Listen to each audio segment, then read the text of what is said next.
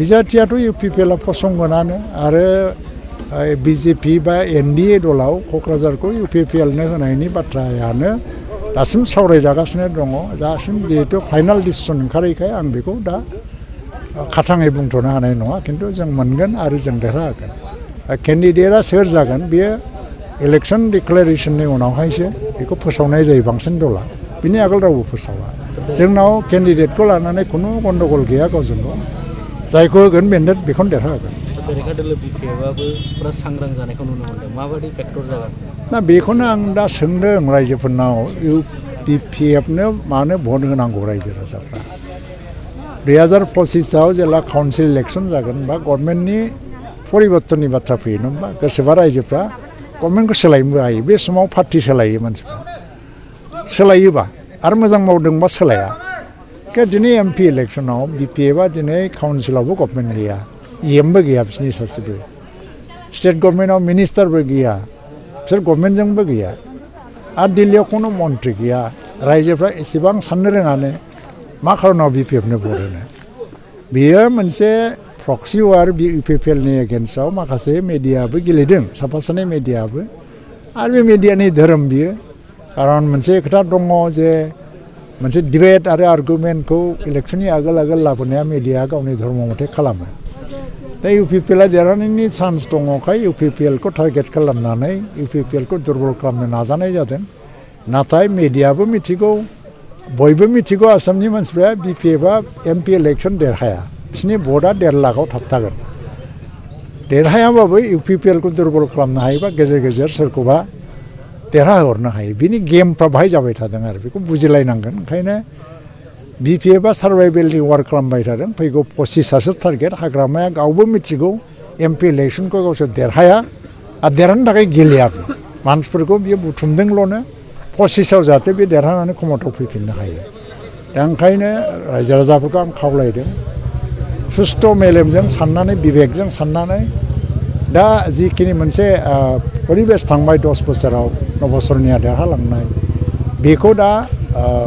बर'नि नामाव जायफ्रा राजनिति खालामनानै देरहालांदों बिसोरखौ फेजेननायनि मोनसे सनानि सुजुगा फैगासिनो दं जिहेतु जों इउपिपिएल गोजायैनो फ्राय 3.5 लाखनिफ्राय 4 लाख भट मोननो हागौ जों आरो बाहाय 2 लाख 2.5 लाख बिजेपिनि भट जग जादेरगोन 6 लाखसो भटआव जों देरहालांगोन भटफोरखौ नस्थ' खालामनानै लाब गैया आरो बिनिखायनो आङो खावलायो बयखौबो इउपिपिएलनो सम हो 2.5 बोसोरल' खामानि मावदों 3 बोसोरल' हाग्रामाया 17 बोसोर मावदोंमोन आयेन मोनसेबो पास खालामनो हायाखै बिटिसिआव 27टा बिल खालामनानै मोनसेल' पास खालामदों बियो नाथाय बिनि बिलफ्रा बांसिनानो रिजेक्टबो जाबाय दा बिटिसिनिफ्राय फ्राय 7टा 8टासो बिल गोदानै हरफिनदों बिनि 3सोआ आयेन जानायनि लामायाव थांगासिनो दङ जोंनि गभर्नमेन्टआ खुब गोख्रै मावदों आरो अमित शाहया जानुवारि मासाव बाथौ गौतमनि जथुमाव फैगोन बेवहाय आरो बियो सेन्ट्रेलनि गभर्नमेन्टनि दारै गायसनजानो गोनां माखासे इनस्टिटिउटफोर आरो फसंथानफोर बेनि अन्थाइ खाम्फा गायसनलांगोन दा बेखौबो जों खालामगोन आरो गभर्नमेन्ट अफ इन्डिया पार्लियामेन्टआव माखासे एक्ट पास खालामनो गोनां दं बेबो गोख्रैनो मोनसे एक्टआव महर मोननो थांगासिनो दं खारन दा बिटिसिआव 40टानि जायगायाव 54टा समस्ति जानो थांबाय थादों आरो 6 जना नमिनेटेड माने 60 माने सोद्रोमानि सासे मोनसे काउन्सिल दा बेबो एक्ट अफ पार्लियामेन्ट नांगौ बेफोरखौबो पास खालामनो थांगासिनो दं खारन स्टेट गभर्नमेन्टनिफ्राय बे फाइला क्लियार जानानै माबालांखावनो जुडिसियेल डिपार्टमेन्टनिफ्रायबो थांबाय दा बेखौ गभर्नमेन्ट अफ इन्डिया मोनसे एक्ट पास खालामनांगौ बेफोर प्रसेसखौ जों लादों हिसाबै बिटिसिआव माखासे एक्टफ्रा जेनेबा फरेस्टनिफ्राय जेनेबा उड बेस्ड इन्डास्ट्रिफोरनिफ्राय काउन्सिला माबाफोर रेभिनिउ मोननो हायो नामा प्रफेसनेल टेक्स बायदिसिना आरो सेन्ट्रेल सिलेक्सन बर्डनि साख्रि बाख्रि होनायनि बेलायाव आगोलाव आयेन गैयामोन जायखौ गोसो बेखौनो होदों आरो ओमफ्राय इन्टारभिउ खुंदों दा जों आयेनाव लाबोनो नागिरदों बेबो आयेननि महर मोनहां अबस्था बिनि उनावहाय सिएसबिआ रिक्रुइटमेन्टनि माखासे बा इन्टारभिउ खुंनाय रिक्रुइटमेन्ट हाबाफारिखौ लानो हागोन दा बेफोर खामानिखौ जों जोबोद आवगायनो हादों दा सिमा बारायनाया जागासिनो दङ थ' एकर्डनि इमप्लिमेन्टेसनाव जेरै एनडिएफबिनि रिहेबिलिटेसनाबो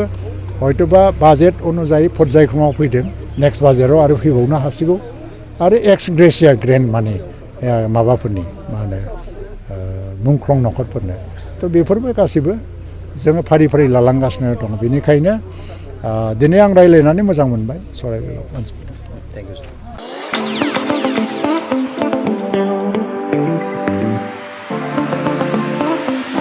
सानाय सुनाय बेरामनि जेंनायाव गोग्लैना थानायफोरनि थाखाय गोजोनथाव खौरां। गावनि देहानि सानाय सुनायखौ लानानै दुखुआव थानो गोनां गैला। जुदि नोंथाङा सानाय सुनाय दंब्ला जिंगासिनांगौनि गोनांथि गैया। नंगौ, चिरां जिल्लानि बेंटल गेट सापागुरियाव थानाय एसआइ निउर'थेरापि सेन्टाराव नोंथाङा गोरलैयैनो देहानि सानाय सुनायखौ फाहामथाय लानो हागोन। बे सेन्टाराव सिं सानाय, आफादावदै सानाय, मोदोम जरा सानाय, आइजोफोरनि जेंना, खर' सानाय बायदि बायदि रोखोमनि बेरामखौ फाहामथाय होनाय जायो। बे एसआइ निउर'थेरापि सेन्टाराव बेरामिया थानानै फाहामथाय लानो हानायनिबो सुबिदा दङ।